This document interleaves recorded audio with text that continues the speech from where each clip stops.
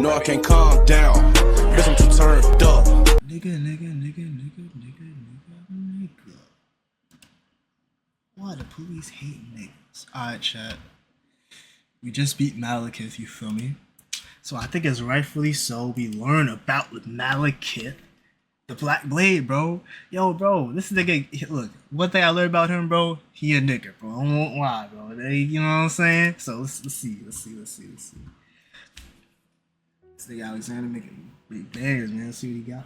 As half-brother and shadow to Queen Marika the Eternal, Maliketh the Black Blade has never known an existence outside of a one-minded, indisputable servitude. As a tool wielded for his master's prideful lust to persist, his sworn duty was to protect the manifestation of destined death that Marika stole. The manifestation of destined death? And in doing so, this would cut short the cycle. Marika is the motherfucking, the father of these niggas, right? Of life and death, of perpetual rebirth and spiritual flow, and this would make him complicit in causing the rot and decay that characterizes the lands between. With the rules of the world rewritten, despair and disillusionment set into the populace of this war-torn land as Maliketh took his place as the fearsome defender of Marika's will, wielding a fragment of said rune in his blade to protect it until the end. However, a piece of the rune was stolen from him during the Night of the Black Knives, causing the death of Godwyn the Golden and kickstarting the beginning of the Shattering, the aftermath of which would lead to the lonely post-apocalypse we see after we enter the game. Through these events, Maliketh failed, completely and utterly. Serving Queen Marika dutifully was his only purpose, and so as a result, it is no exaggeration whatsoever to say that protecting the Rune of Death was the entire reason for his existence in his eyes. It was his Rune identity. of Death? Why you fuck with that shit so much? Maliketh's life had become empty. Oh, yo, I ran into this nigga. Now that I seen this nigga before, but I ain't talked to him. It's like, yo, this nigga looks so bummy, bro. Nigga all raggedy and shit. That's crazy. Forlorn. The beast a saddened, despaired husk, unable to do the one thing he was tasked with. From the start, he lived in servitude, with no individuality and no will of his own. This was a cursed existence, and it only became more painful when the reason for that existence became null and void. His life was essentially forfeit. Yet he couldn't die, because he still had a job to do, and he now had reason to try to atone. Disgraced and resolved to not fail once more, in order to ensure that it would never be stolen from him again, Maliketh sealed the blade containing the remnants of the Rune of Death inside himself. And there it remained, as a constant reminder of his shame and a symbol of his newly steeled conviction. After doing so, Maliketh then became Garand, beast clergyman, and gained an insatiable hunger for Deathroot, a root that began growing as a result of the Air Tree coming into contact with the cursed, deathly body of Godwyn, who died as a direct result of Maliketh's inability to defend the rune. Through this hunger, Maliketh was constantly reminded of his sin through not only consuming death itself, but also the literal end result of his failure. This hunger was a pathetic show of his shame. It was his punishment, his eternal reminder that he was not good enough. And here Maliketh became a personification of death itself, the one thing he had attempted to cast out for Marika. It was the ultimate disgrace, and in his self-punishing perspective, it was no less than he deserved. During the game, the Tarnished has the ability to help Maliketh attempt to satiate his hunger by seeking out Deathroot and providing him with it, but it is never enough to fill the void in his soul. He can constantly be seen howling in pain, calling towards a deadened sky, which many postulate is partly due to hunger, but primarily as a result of his internal agony that never leaves him. So that, self-loathing damn, bro, nigga, y'all just saying shit. Like, yeah, damn, that's why that nigga was screaming in the middle of battle and shit. Nigga just yelling. I thought he was gonna attack me. Nigga just screaming. Found, and his actions and behaviors make that abundantly clear. And to compound this, the one person who had sought to help him earlier then confronts him in crumbling Pharaoh Mazula with the intent of stealing the rune he covets and confronting the queen he swore to protect. Oh, death. Become my blade once more.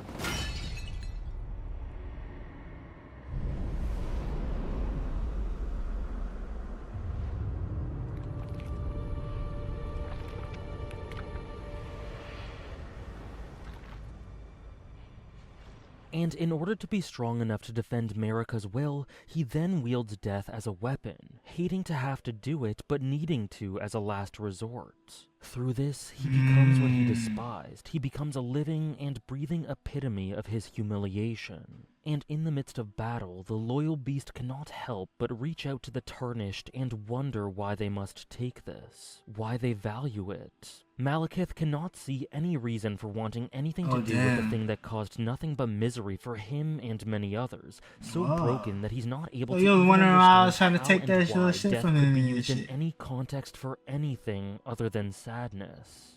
Tarnished. Why wouldst thou? Why? 'Tis no matter. I hereby vow the destined death shall not be stolen again. The remembrance of the Black Blade states that Marika's sole need of Maliketh was to become a vessel to lock away destined death, and that even still she betrayed him in the end. Following this, some convincing theories have speculated that Marika was actually heavily involved herself in dictating the Night of the Black Knives as part of a longer-reaching plan to defy the Greater Will, and if so, this was the betrayal the remembrance speaks of. It is possible that Marika provided her shadow with this one sole purpose, constantly emphasized the unbelievable importance of that purpose, and made it a one-dimensional reason for his existence, only to plan to set him up to fail and literally seal it away. Knowing better than anyone of Maliketh's loyalty and resolve, this would serve as her purpose of sealing away death as effectively as possible while setting her up later against the will of the Erd Tree. If this is true, not only is it as big an indicator of Marika's self-serving cruelty as anything else, but it entirely nails home the futility and emptiness of Maliketh's life and self-punishment. His last words are directed to Marika, begging his master, the one who very likely betrayed him, to forgive him, and that really is Maliketh's life in a nutshell. The lands between... Bro, was really just a slave his whole life, bro. Slave to other niggas and shit, bro. That's kind of crazy, bro. You feel me? Was it America? You feel me? Set him up on this on some lick shit. You know what I'm saying? Trying to set him up against the Erd Tree. Nigga, the Erd Tree basically, nigga, what everybody worship, bro. What type of? That's a crazy setup. That's a crazy setup, bro. I'm gonna lie. Are steeped in a desolate loneliness, this profound sense of sadness at the state of things that you can just feel in your bones as you travel. And as this is an almost direct result of Maliketh's actions, literally the this first thing you see. lamentable tone feels like the shadow's woes and regrets that seep their way into the entirety of the world that he has affected through his misguided actions. Although misguided is an unfair way to put it, since as we established, he never really had a choice, being possibly betrayed and destined to fail a task his master set to him. He was chained from birth to death, resolved, living with a singular purpose, and he consistently failed in anguish. He never really had a chance. By all accounts, Maliketh was never a malicious soul, and may have even been gentle. At least to me, his lament about having to wield, personify, and hunger for death comes not only from a place of shame due to his past sins, but from a desire to not want to kill, to not represent something so vile. And yet, from the beginning, he was forced to dwell in death, bathe himself in darkness, all for the sole purpose that he was born to carry out. And when that went south, he had nothing to quell his suffering except unimaginable loneliness and this insatiable, ironic appetite for that which he despised. From start to finish, Maliketh is one of the most tragic characters in Elden Ring, and a representation of the reason that something needed to change to stop this unending rot and bring forth a new era. Despite being responsible for a great deal of pain in the setting, it is hard for me to not feel sympathetic for Maliketh, and it is even more difficult to not hope that he found some semblance of peace by the end. As unlikely as that may be. Many thanks for watching.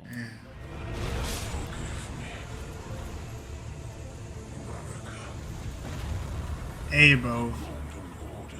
Hey, look, bro. Look, listen. You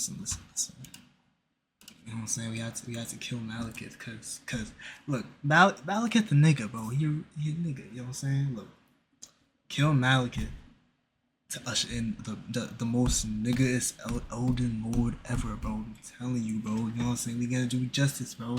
Looks like Maruka really set him up. That's what it really look like. You feel me? Nigga was born just to slave off to guard some shit that was always against him. What is this?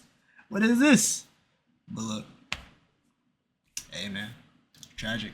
That's all I can say. That's tragic.